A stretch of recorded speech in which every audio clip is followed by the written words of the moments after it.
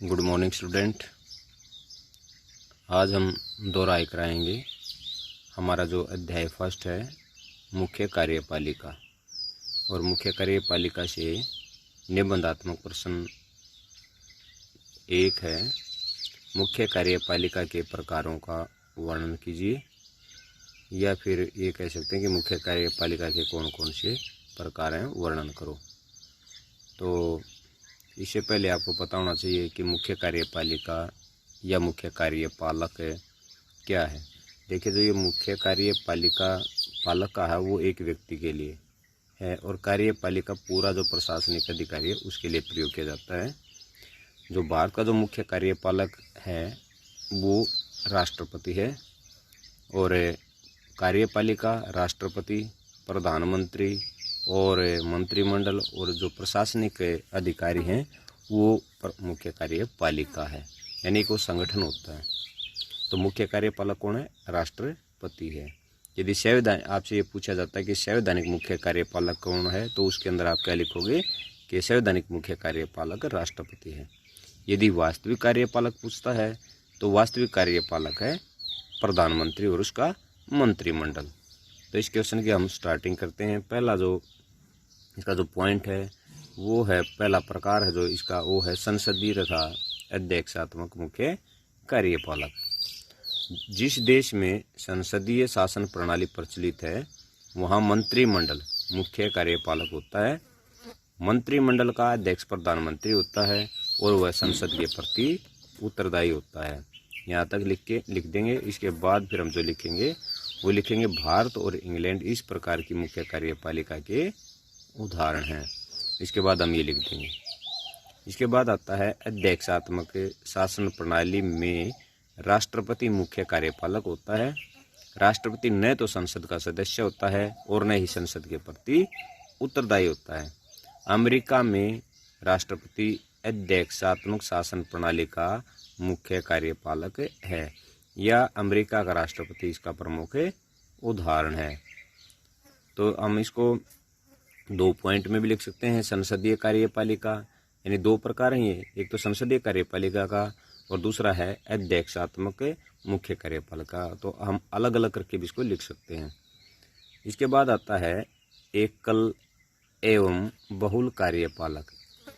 जैसा कि नाम से स्पष्ट है, एकल यानी एक, बहुल माने जो ज्यादा है, यानी कहने का मतलब शक्तियां जब एक व्यक्ति के पास केंद्रित होती हैं तो वो है एकल मुख्य कार्यपालिका।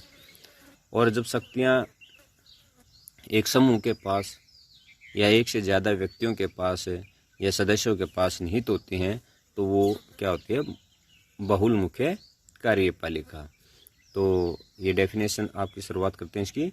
इस प्रकार में मुख्य कार्यपालक का अर्थ है कि सत्ता व शक्ति कितने व्यक्तियों के हाथ में केंद्रित है या कितने व्यक्तियों के पास है। यदि सत्ता या शक्ति एक व्यक्ति के हाथों में केंद्रित है तो एकल कार्यपालिका है। जैसे अमेरिका का राष्ट्रपति, अमेरिका में केवल राष्ट्रपति शक्तियों का स्रोत है, या अमेरिका का राष्ट्रपति इसका प्रमुख उदाहरण है।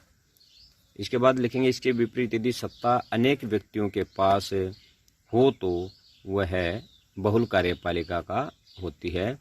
जिस प्रकार संसदीय शासन प्रणाली में महत्वपूर्ण निर्णय मंत्रिमंडल द्वारा लिए जाते हैं, जिनका अध्यक्ष प्रधानमंत्री होता है, मंत्रिमंडल बहुसदस्यीय होता है, अर्थात वो है बहुल कार्यपालक है। स्विट्जरलैंड इसका प्रमुख उदाहरण है। तो हम यहाँ क्या लिखेंगे इसको, यहाँ तक इसको लिख के पहले तो एकल कार्यपालिका का एग्जाम्पल यहाँ तक हो जाएगा आपका। इसके विपरीत अनेक व्यक्तियों के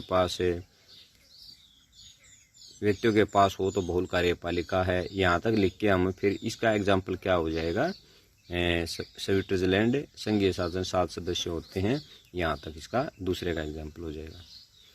तो ये हो गया आपका एकल और बहुल कार्यपालिका, दो प्रकार। अब इसके बाद आता है नाम मात्र तथा वास्तविक कार्यपालिका, यानी वास्तविक रूप से शक्तियाँ किसके पास है तथा उनका प्रयोग करने वाला कौन है। यदि हम एग्जाम्पल भारत का लेके चलते हैं, उदाहरण के रूप में भारत का जो राष्ट्रपति है वो नाम मात्र का कार्यपालक है, क्योंकि उनकी शक्तियों का प्रयोग करने वाला कौन है? प्रधानमंत्री और उसका मंत्रिमंडल है। तो भारत इसका एक प्रमुख एग्जाम्पल भी है। तो नेक्स्ट, नाममात्र तथा वास्तविक कार्यपालक। इस प्रकार के कार्यपालक का अर्थ है कि सिद्धांत के रूप में शक्तियां किसके पास हैं, या संविधान ने शक्तियां किसको प्रदान की हैं, और वास्तव में उन शक्तियों का प्रयोग कौन करता है, और वास्तव में इन शक्तियों का प्रयोग कौन करता है। नाममात्र का मुख्य कार्यपालक एक ऐसा व्यक्ति होता है जिसके मात्र नाम पर ही प्रशासन चलाया जाता है। उदाहरण के लिए, भारत सरकार की सारी कार्यकारी शक्तियां राष्ट्रपति के हाथों में निहित हैं या राष्ट्रपति के पास हैं। वह इन शक्तियों का प्रयोग मंत्रिमंडल, जिसका अध्यक्ष प्रधानमंत्री होता है, की सलाह से करता है। अर्थात राष्ट्रपति नाममात्र का कार्यपालक है और प्रधानमंत्री वास्तविक कार्यपालक है। इसके बाद आता आपका नेक्स्ट प्रकार है पैतृक तथा निर्वाचित मुख्य कार्यपालिका। अलग अलग पैतृक और दूसरा है निर्वाचित। यानी पैतृक यानी जो पिता से प्राप्त होता है, यानी जो पद उत्तराधिकार के रूप में प्राप्त होता है या अपने पिता से प्राप्त होता है, उसे पैतृक कार्यपालिका कहते हैं। जिस प्रकार से नेपाल का जो राजा है वो पैतृक कार्यपालिका का एग्जाम्पल है। अब हम निर्वाचित मुख्य कार्यपालिका, निर्वाचित का मतलब चुनाव, यानी जिस कार्यपालिका का चुनाव किया जाता है, जिस कार्यपालिका का चुनाव किया जाता है उसे निर्वाचित मुख्य कार्यपालक कहा जाता है। जैसे भारत और अमेरिका के जो राष्ट्रपति हैं वो निर्वाचित मुख्य कार्यपालिका के उदाहरण हैं। अब नंबर 5 जो प्रकार है वो है तानाशाह तथा संवैधानिक मुख्य कार्यपालक। तानाशाह का मतलब है जब कार्यपालक का पद सैनिक ताकत के द्वारा प्राप्त किया जाता है तो उसे तानाशाह मुख्य कार्यपालक कहते हैं।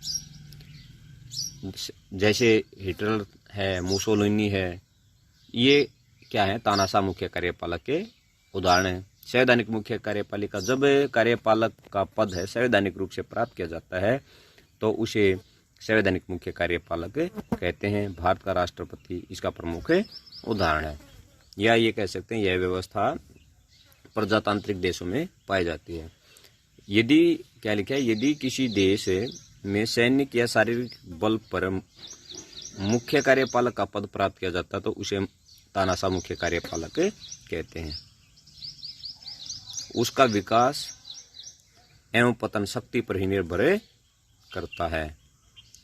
वह किसी के प्रति उत्तरदायी नहीं होता। हिटलर, मुसोलिनी इसके प्रमुख उदाहरण हैं, या प्रमुख क्या हुए, तानाशाह हुए हैं। संवैधानिक मुख्य कार्यपालक केवल संवैधानिक तरीकों से ही पद पर पहुंचता है। उन्हें पद से हटाने की विधि भी औपचारिक व संवैधानिक है। संविधान ही इनकी शक्तियों का आधार या स्रोत है। प्राय प्रजातांत्रिक देशों में संवैधानिक मुख्य कार्यपालिका के उदाहरण मिलते हैं। इसके बाद आता आपका मनोनीत और निर्वाचित मुख्य कार्यपालिका। मनोनीत या निर्वाचित।